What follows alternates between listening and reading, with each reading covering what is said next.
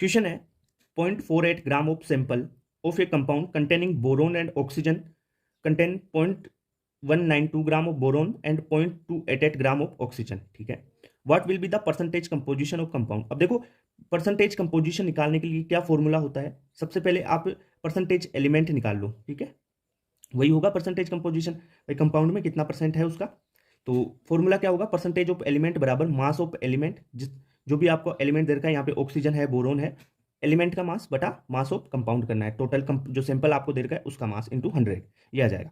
अब देखो percentage boron का निकालें अपन, तो कैसे निकालोगे, बोरोन का क्या दे रखा है, देखो बोरोन एंड ऑक्सीजन, देखो बोरोन का मास दे रखा है 0.192 ग्राम।